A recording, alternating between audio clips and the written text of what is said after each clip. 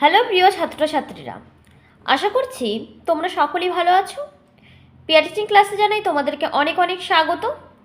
আজ আমি তোমাদের ছিন্নপত্রাবলী পড়াবো। ছিন্নপত্র, যেটা রবীন্দ্রনাথ ঠাকুরের লেখা।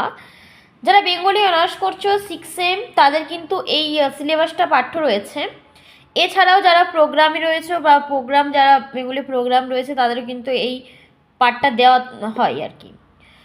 তোমরা কিন্তু আমার ভিডিওটি স্কিপ করো না, প্রথম থেকে শেষ পর্যন্ত দেখতে থাকো। আমি 100% গ্যারেন্টি দিচ্ছি তোমরা ছিন্নপত্রে কতগুলি পত্র আছে, কি বিষয়ে পত্র আছে, আমি সব একদম খুঁটিয়ে জিনিসটা বিস্তারিত আলোচনা করব।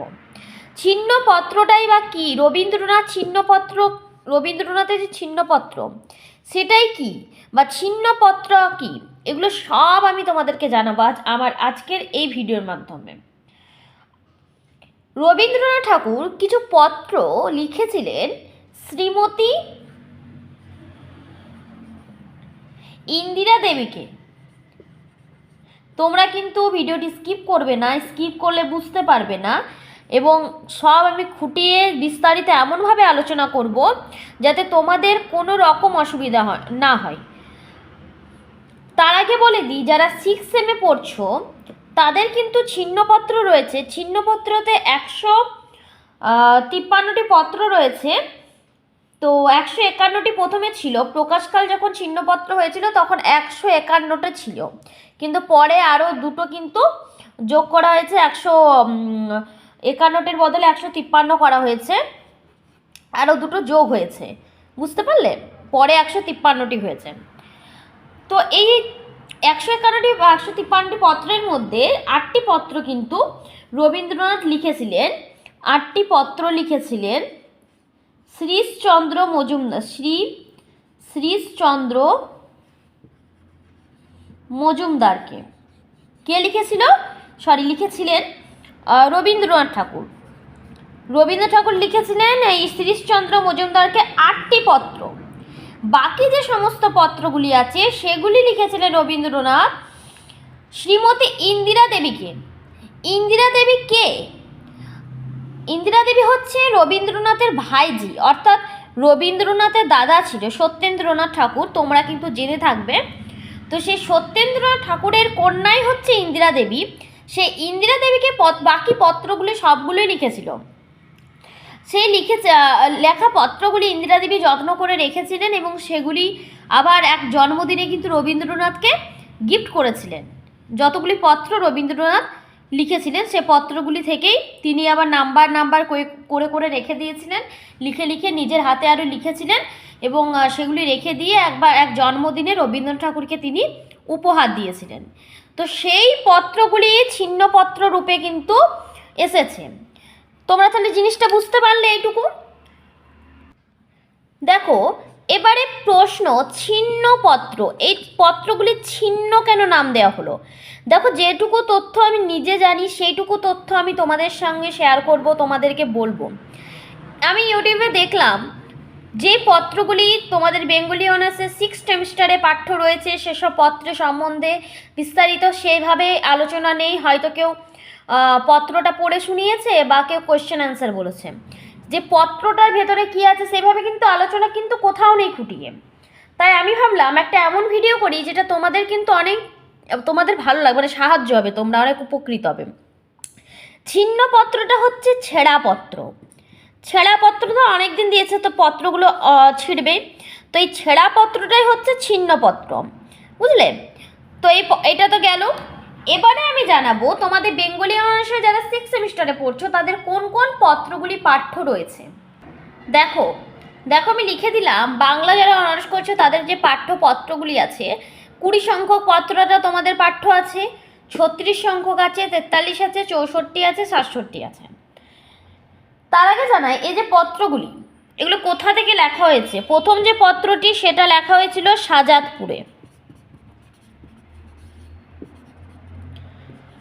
পেনটাতে লেখা পড়ছে না, শাহজাদপুর। দ্বিতীয় হচ্ছে শিলাইদহ,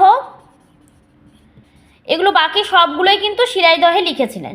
এবারে আমি বলবো রবীন্দ্রনাথ শাহজাদপুর থেকে শিলাইদহ থেকে এই পত্রগুলি কেন লিখছেন, কেন তিনি এই জায়গাগুলোতে ছিলেন? কারণ জমিদারি কাজ পরিদর্শনের জন্য কিন্তু রবীন্দ্রনাথকে প্রায় এই জায়গাগুলোতে যেতে হতো। তিনি তো জমিদারের ছেলে ছিল, তো তার জন্য তাকে কিন্তু যেতে হতো এই জায়গাগুলোতে, যার জন্য সেই জায়গাগুলোতে প্রায়ই থাকতো। প্রথম যে 20 সংখ্যক পত্রটি, আজ আমি এইটার একটু বিস্তারিত আলোচনা করে দেব। কি আছে 20 সংখ্যক পত্রের মধ্যে? তিনি শাহজাদপুর থেকে লিখছেন। কত সালে লিখছেন? 1891 লিখছেন ফেব্রুয়ারিতে। ওহো, ফেব্রুয়ারি মাসে লিখছেন 1891। বুঝতে পারলে? 1891 সালে ফেব্রুয়ারি মাসে তিনি এই শাহজাদপুর থেকে এই 20 সংখ্যক পত্রটি লিখছেন। 20 সংখ্যক পত্রের মধ্যে যেটি ফুটে উঠেছে, এবারে আমি সব বিস্তারিত 20 সংখ্যক পত্রটি নিয়ে করবো। দেখো, একদিনের মধ্যে এতগুলো পত্র কিন্তু দেওয়া সম্ভব নয়, বা কেউই এত ভিডিওটা এরকম করবে না, অনেক বড় ভিডিও হয়ে যাবে, তোমাদেরও বুঝতে ভালো লাগবে না। তাই আমি এক এক দিন এক একটা পত্র নিয়ে আলোচনা করব। আমি তো বলেই দিলাম পত্রগুলি সম্বন্ধে, এবারে এক একটা পত্র করে এক একটা পত্রর কিন্তু আমি বিস্তারিত আলোচনা করব। তো তোমরা যদি আগ্রহী হও যে পত্রগুলি তোমাদের চাই, তোমাদের খুবই দরকার, তবেই কিন্তু আমি পত্রগুলি দেব। যদি তোমাদের এই বিষয়ে কোনো আমি ইন্টারেস্ট না দেখি, তোমরা যদি কমেন্ট আমাকে না করো, তাহলে কিন্তু আমি 20 সংখ্যক পত্রটির পরে আর কোনো পত্র সেভাবে দেব না। কারণ আমি দেখব যে আমার ভিডিওর মধ্যে যে তোমরা, হ্যাঁ এই জিনিসটা দেখতে ভালো লাগছে তোমাদের, তোমরা উৎসাহী বলেই আমি কিন্তু ভিডিওটা করব। তোমাদের যদি সেরকম যদি আমি দেখলাম ভিউজও আসেনি বা তোমরা কেউ আগ্রহী নও এই বিষয়ে, তাহলে আমার কিছু বলার নেই। কিন্তু আজ আমি যেটা করব, 20 সংখ্যক পত্রটা তোমাদেরকে একটু বিস্তারিত জানিয়ে দেব। এই যে 20 সংখ্যক পত্র, এই পত্রের মধ্যে রবীন্দ্রনাথ জানালার সামনে, মানে তিনি যে বাড়িতে থাকেন তার বাড়ির সামনেই দেখতে পান, জানালার সম্মুখে, জানালার কাছেই ছিলেন এক বেদে পরিবার। বেদে, তাহলে বেদে সম্প্রদায়ের কথা কিন্তু এখানে ফুটে উঠছে।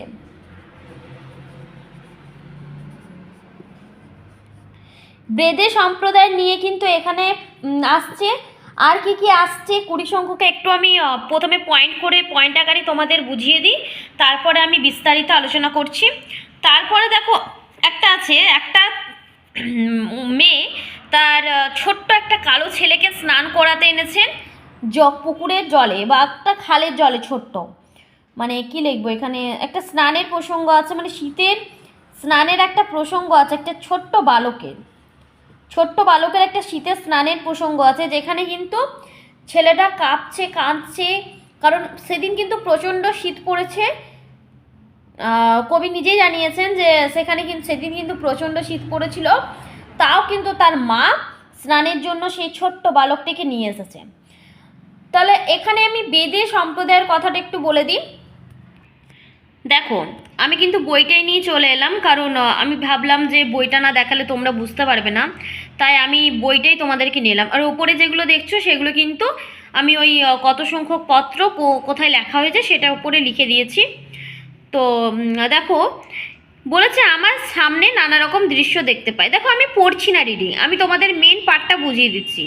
এখানে হচ্ছে বেদের সম্প্রদায়ের কথা, তোমরা কিন্তু স্ক্রিনশট নিয়ে নিতেই পারো বইটা, তাহলে তোমাদের দেখা হয়, মানে অনেকের কাছেই তো বই থাকে না অনার্সে, বইটা তোমাদের পেয়ে যাবে তাহলে। তো আরেকটা কথা, তোমরা যদি কোনো বইয়ের সম্বন্ধে, মানে কোনো ধরো গল্প তোমাদের কাছে নেই, তোমাদের চাই, তোমরা বুঝতে পারছো না, আমাকে কিন্তু অবশ্যই কমেন্ট করতে পারো, আমি কিন্তু সেই বিষয়ে তোমাদের অবশ্যই একটা ভিডিও করে দেব। এখানে কিন্তু বলেছে বেদেদের একটা প্রসঙ্গ তিনি টেনেছেন, কারণ বেদেদের তিনি দেখতে পাচ্ছেন প্রায়ই জানালার দিকে, এবং দেখছেন যে বেদেরা কিন্তু খুব একটা বড় বাড়িতে থাকে না, গুটি দিনে খুব ছোট্ট ছোট্ট ছাউনি মাত্র, তার মধ্যে কিন্তু মানুষের আবার দাঁড়াবার জো নেই, ঘরের বাইরেই তাদের সমস্ত গৃহকর্ম চলে, কেবল রাত্রিরে সকলে মিলে কোনো প্রকারে জড়পুটুলি হয়ে তারা শুতে যায়। তাদের ঘর বাড়ি কোথাও নেই, আবার তারা কোনো জমিদারকে খাজনাও দেয় না, তাদের আছে কি, আছে শুধু একদল শুয়োর, গোটা দুয়েক কুকুর, আর কতগুলো ছেলে মেয়ে নিয়ে যেখানে সেখানে তারা ঘুরে বেড়ায়। পুলিশ কিন্তু এদেরকে সর্বদাই সতর্ক দৃষ্টি রাখে, মানে এরা পুলিশ জানেই যে এদের তো কোনো ঘর বাড়ি নেই, এদের কোনো পাতাও নেই, এরা এমন একটা কিছু কাণ্ড করে চলে যাবে, কেউ মানে পাত্তাও পাবে না আর কি। তো আরেকটা জিনিস জানাই আমি, তোমাদের যদি কোনো রকম কোয়েশ্চেন অ্যান্সার চাই তো আমাকে বলো, আমি বুঝিয়ে দেবো যে কোন পার্টটা থেকে কীরকম প্রশ্ন আসতে পারে। তারপরে দেখো বলছেন যে রবীন্দ্রনাথ যে বেদে মেয়েদের কিন্তু মেয়েরাও দেখতে খুব একটা খারাপ নয়, হ্যাঁ কালো কিন্তু গায়ের বেশ শ্রী আছে, শরীরও জোরালো সুডোল শরীর, এগুলো হচ্ছে ছেলেরা। আর মেয়েদেরও কিন্তু বেশ দেখতে ছিপছিপে লম্বা আটাশাটো অনেকটা ইংরেজ মেয়েদের সঙ্গে তুলনা করেছেন তিনি। কারণ ইংরেজ মেয়েরা যেমন স্বাধীনভাবে ঘুরে বেড়ে, সেরকম বলছে বেদে মেয়েদেরও সেরকম একটা স্বাধীন ভঙ্গি আছে শরীরের, বুঝেছ? তারপরে দেখো এখানে তারপরে একটা প্রসঙ্গ আছে, এটা সেরকম ইম্পর্টেন্ট নয়, তোমরা যদি স্ক্রিনশট নিয়ে নিয়েছো তো রিডিং পড়তে পারো। তারপরে এখানে আছে বলছে নিজের বাড়িতে কিন্তু রবীন্দ্রনাথ নিজের রুমে বসেছিলেন, তখন তিনি দেখছেন, তখন বেলা 8:30 কি 9টা হবে, তখন তিনি দেখছেন যে কেউ এসে মানে গণ্ডগোল পাকিয়েছে তাদের বেদেদের আশ্রমের সামনে। তো তিনি সেটাই উকি দিয়ে দেখছেন যে কী এমন হলো আর কি। তিনি জানালায় গিয়ে দেখছেন বেদে আশ্রমের সম্মুখে লোক জড়ো হয়েছে, ওরই মধ্যে ভদ্রগোছের একজন লোক লাঠি আস্ফালন করে বিষম গালমন্দ দিচ্ছেন, বুঝেছ? গালমন্দ দিচ্ছে। তারপর তিনি দেখছেন যে কর্তা বেদে তিনি দাঁড়িয়ে নিতান্তই কিন্তু ভীতকম্পিতভাবে কৈফিয়ত দেওয়ার চেষ্টা করছেন। একটা সন্দেহের কারণ হয়েছে, যার জন্য কিন্তু পুলিশের দারোগা এসে উপদ্রব বাঁধিয়েছে। তাহলে কে এসেছে? পুলিশের দারোগা। পুলিশের দারোগা এসে উপদ্রব বাঁধিয়েছে, একটা সন্দেহ হয়েছে বলে পুলিশের দারোগা তাদের কাছে চলেছে। মহিলাটা ছিল, মহিলার কোনো মানে কেয়ারই করেনি, এমনভাবে হাবভাব দেখাচ্ছে যেমন সে কিছু জানেই না আর কি। তারপরে এই যে বেদে জাতটা এরকম লেখক তো বলেছেন, সে জায়গাটা পেরোলো। তাহলে বেদের সম্প্রদায়ের কথা কিন্তু এখানে ফুটে উঠছে, এখানে প্রশ্ন আসতেই পারে বেদেদের জীবনযাত্রা, হ্যাঁ এরকম একটা প্রশ্ন আসবে। আর বেদেদের একটা কথা কিন্তু ফুটে উঠেছে। তারপরে দেখো আমি যেটা বললাম, আরেকটা জিনিস দেখছেন রবীন্দ্রনাথ, যে গাড়ির ওপর দেখবে গরু অনেক জিনিস নিয়ে যে, মানে গরুর গাড়ি দেখেছো তো অনেকেই, তার ওপর অনেক যদি মাল চাপিয়ে নেওয়া যাওয়া হয় রাস্তায়, তার মধ্যে গরুগুলো ধরো বেঁকে যাবে, মানে যেতে তো সময় লাগবে, আস্তে আস্তে তো যেতে পারবে না, স্পিডে তো যেতে পারবে না, আস্তে আস্তে যাবে। অনেক যদি ভারী কোনো বোঝাই করা জিনিস থাকে, তার উপর যদি গরুগুলোকে কেউ খোঁচা মারে, তাহলে গরুগুলোর কত কষ্ট হয় বলো? তো এই যে গরুগুলোর কষ্ট হয়, সেইটা দেখে কিন্তু রবীন্দ্রনাথের খুব খারাপ লেগেছে এবং তিনি বলেছেন যে এরকম মানে কি বলবো, সরি দাঁড়ো হারিয়ে গেছে লাইনটা আমার, এই যে খোঁচা দিতে থাকে আমার নিতান্তই অসহ্য বোধ হয়। তারপরে দেখছেন রবীন্দ্রনাথ, যা সকালে দেখছিলাম একজন মেয়ে তার উলঙ্গশীর্ণ কালো শিলাকে খালের জলে স্নান করাতে এনেছে। সেদিন কিন্তু ভয়ঙ্কর শীত পড়েছে, আমি আগেই বললাম, জলে দাঁড় করিয়ে রেখেছে ছেলেটাকে। এবারে ধরো একটা শীতের সময় একটা ছোট্ট বাচ্চা ছেলে যদি স্নান করাতে আনা হয়, তাহলে ও তো কাঁদবে কাঁপবে। এমনিতেই ছেলেরা দেখবে স্নান অনেক ছেলেরা করতে চায় না, তার মধ্যে আবার শীতকাল। তো এবারে মানে কাঁদছে কাঁপছে, তখন মেয়েটা কী করেছে, হঠাৎ তার গালে একটা চড় মেরেছে। মেয়েটা আসলে ওর মা, বুঝেছ? তো চড় মেরেছে, যার ফলে কিন্তু ছেলেটা হাঁটুর ওপর হাত দিয়ে বেঁকে বসেছে এবং হাঁটুর ওপর হাত দিয়ে ফুলে ফুলে কাঁদতে থাকে। তারপরে দেখো তার কিন্তু কান্না বেঁধে যাচ্ছিল ছেলেটার। তো ওই কোম্পানি তো ছেলের কিন্তু নোড়া ধরে মানে হাত ধরে টেনে টেনে বাড়ির দিকে দিয়ে নিয়ে গেল। এই জিনিসটা কিন্তু নিদারুণ পৈশাচিক বলে রবীন্দ্রনাথের মনে হয়েছে। এই জিনিসটা, এই যে কোয়েশ্চেনটা আসতে পারে পৈশাচিক বলে কোন জিনিসটা মনে পড়ছে, শর্ট কোয়েশ্চেন আসতে পারে, ব্রটও আসতে পারে, এই জিনিসটা গেল। তারপরে কিন্তু রবীন্দ্রনাথ জানাচ্ছেন যে মেয়েটা শীতে সর্বাঙ্গ কিন্তু আচ্ছন্ন করে এসেছে, আর ছেলেটার গায়ে কিন্তু এক টুকরো কাপড় নেই, তার উপর কিন্তু কাশি, তার উপর ডাকিনীর মার। তাহলে ডাকিনী বলেছেন তার মাকে, ডাকিনীর সাথে তুলনা করেছেন রবীন্দ্রনাথ। তাহলে এই হচ্ছে 20 সংখ্যক পত্র, বিশেষ কিছু নেই, আমি যেটুকু বললাম সেটুকুই তথ্য রয়েছে, তোমাদেরকে আমি বইটাই দেখালাম। তোমরা যদি উৎসাহী হও, আগ্রহী হও যে হ্যাঁ আমাদের এই বিষয়ে চাই, আমরা বুঝতে পারছি না, আমাকে বলো। আমি তোমাদের কিন্তু ক্লাস 9 টু গ্র্যাজুয়েশন পর্যন্ত বেঙ্গলি অনার্সের যা প্রবলেম হবে আমাকে বলো, আমি তো পড়েছি লাইনে, ধরো আমি জানবো।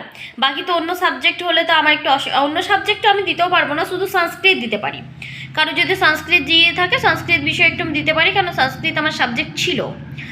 তো যাই হোক, আমি তোমাদের আমার পার্সোনাল জিনিস শেয়ার করছি, তো তোমরা যদি তোমাদের কিছু অসুবিধা হয় অবশ্যই কমেন্ট করে জানাও। আমার কিন্তু আজকের ভিডিওটি এই পর্যন্তই।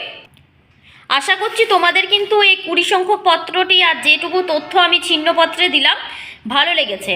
আর যদি ভালো লেগে থাকে আমার চ্যানেলটিকে সাবস্ক্রাইব করতে ভুলবে না। আমি এরকমই নতুন নতুন ভিডিও তোমাদের জন্য খুব তাড়াতাড়ি নিয়ে আসবো। তোমরা আমাকে অবশ্যই একটা কমেন্ট করো।